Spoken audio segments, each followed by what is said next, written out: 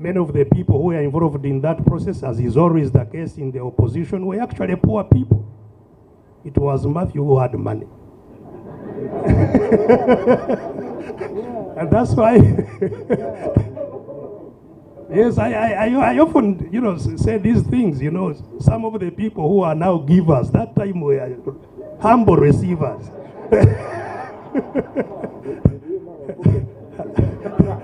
Humble receivers from, so that's how I got to interact with Matthew in those early 8 days. But we got on to have very many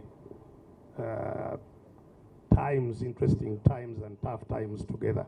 Because shortly after that, as you know, indeed, as I'm sure the book talks about, things went wrong. The war started. I had nothing to do with the war starting at all, although I became one of its first victims. I was incarcerated here in the conference center here. Just at that corner where there is this bridge at the corner.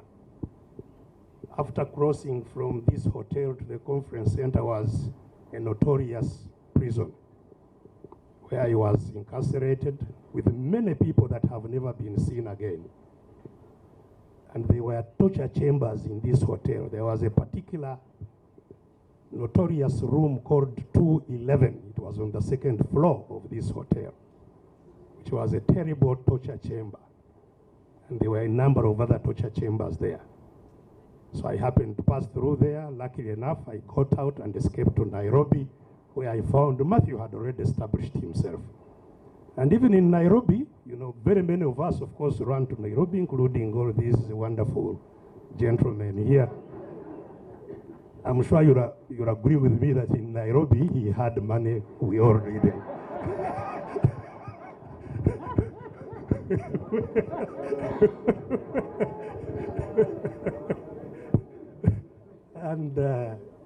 And yes, so, and he was, very generous, as I'm sure he's generous beyond an explanation, and generous in a respectful and, good way.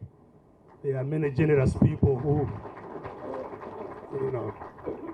So he looked after us in Nairobi. I left them. I worked briefly in Nairobi at the hospitals there, but interacted with them. Then the former Prime Minister, known very much that time as Karyaburo, the one who eats millet, was in charge of Dr. Karyaburo. Yes, that was his name. He was, intimately involved in the operations then and so on. And indeed, we interacted equally closely together until I left Nairobi to come to the bush. And as I left Nairobi, I left Matthew a very difficult task, which he managed. Maybe that I will put in my own book. Yeah, but that's really what I would like to say about Matthew. I think in all these struggles that we have gone through, Matthew has made immense contributions. And by the way, allow me just to say this. There is a lot of attack on the struggle of the bush. People saying, we are fed up with these bush men.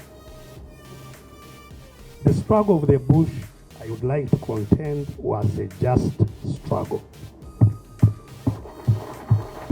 It was a just struggle. I've told you, I survived from the torture chambers here. I could have been killed here. And my decision was rather than die, just like, a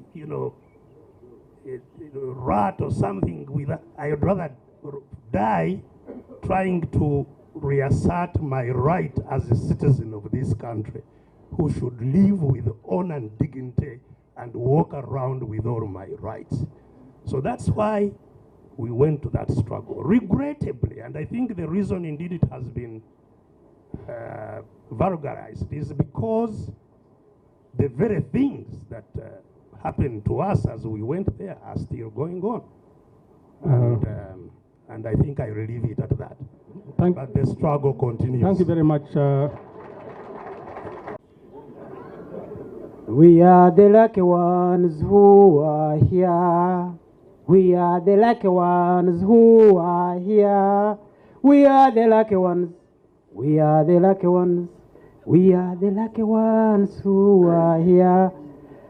The Right Honorable Prime Minister, the former Prime Minister, Honorable Ministers, distinguished guests, lucky people who are here today. Definitely the times Kizza Besigye was talking about were not the same like now. We are lucky ones to be here because God still thinks we have value to share. I am now a philosopher of three words: things, value, and sharing. Everything is a thing, anything is a thing, every one of us here is a thing, but everything has its own value. And Justice Ogola talked about elders thinking about value. But every value is worthless, is useless, is hopeless if it is not shared. Now, the personal interaction with Matthew came after the Liberation War in 1979 and the UPM activities. But the intimate ones, as has just been said, were the moments of the preparations for our departure.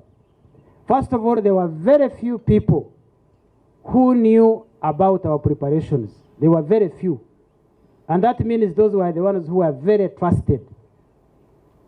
In the presence here, some of those who are present, perhaps Andrew Tendo, Eric Arohanga, Eric Chikeire, where we are keeping some of the boys and the guns, and who actually somehow knew or we had shared with that we are preparing to go. But the few days before the 6th of February, when we attacked Kabamba, on the 4th, when we were gathering all the boys, they were actually at 4 places. They were at Erwa Kakoko's, they were at Andrew Tendo and Eric Arhanga's place, they were at the late Kazora's home and at Matthew Chikere's home. Now, when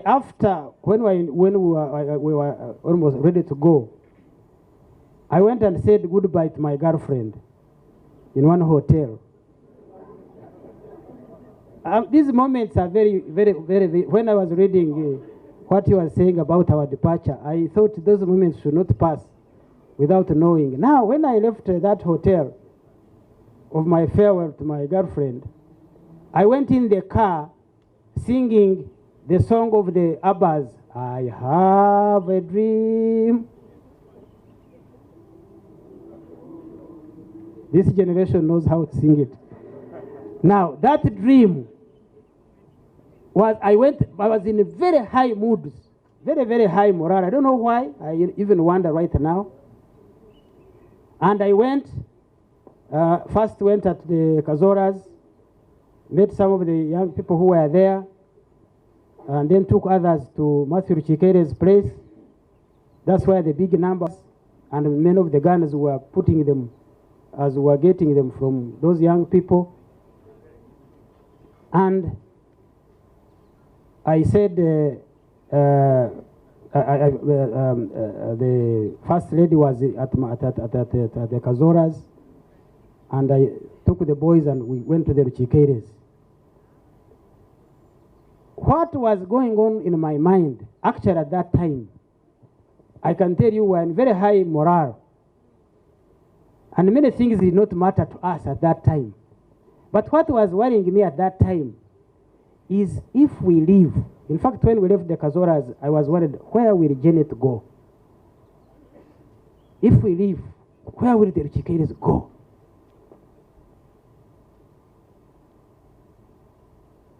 We were lying down, we were sleeping in Cheshamshenyi, you know Cheshamshenyi? sleeping on the floor together. And we are receiving the young ones who are, the soldiers who are coming. Now, when the vehicle came on the 5th of February, driven by Andrew Lutaya, a truck, and were entering and going. What? And we were, of course, counting the guns. How many have we reached? How many have we got? How many as they came in and as people were bringing them in? When all the people entered the vehicle, that moment, that feeling of where are these people going? That was my biggest worry at that time. Otherwise, I had high morale of where we were going. I had our dream. And I did not say goodbye to him. I just entered the vehicle, but it remained in my mind, where will the Chikeres go? Where will the Janet whom we have left in Makindye go? I thought the Ellis and the Andrew Tendos would be able to hide. So, to cut the story short, we left, and we left God to take charge. And indeed he did. Now, in 1985, I left the bush to go to Nairobi for treatment on my eye. And there, Matthew was the chairman of the external committee in Nairobi. And again, it was his home, and it was him. What Ndugu Kizza is saying, he somehow managed to be the one managing the whole of people in Nairobi. Where he got the resources is a fundamental point to talk about his consistency. Wherever I have met Matthew, how I found him up to now is Matthew. Then we started the peace talks with the Rutua government. And he was part of it and was playing a very big role and was not resting. He's one person whom I copy. He always takes notes. And if you want to see me, I always take notes, because I believe we don't live for ourselves. We live for the future. Now we are here to celebrate his book, which we have been praying about. Congratulations, Matthew. He's been telling me about it, and he's been saying, oh, you are part of that book. I said, let God give you the life to reach such a day. I've been writing a book for 20 years. Yes, it is a very interesting book called Nature as a Design or God as a Design. I'm now on chapter 5, but every day I discover something new.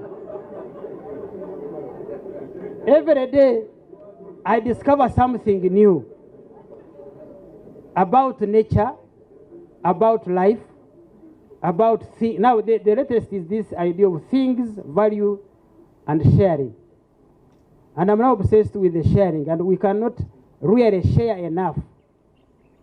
For those who are here, I agree with Justice Ogola about values.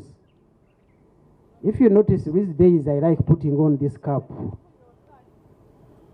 with the national flag, with all due respect, Right Honorable Prime Minister, for one reason. One of my paintings is called Raising the Flag. I painted it when I was in Cuba for treatment, and it still hangs in the museum in Cuba in the House of Africa, and I made another copy which is with me here, Raising the Flag. Why I even sang my song, I know, I wish I could see our beautiful country, our country, Uganda of milk and honey, full of fresh water, fresh air, fauna and flora, full of sunshine. The power of Africa is because the flag of Uganda is now a pride.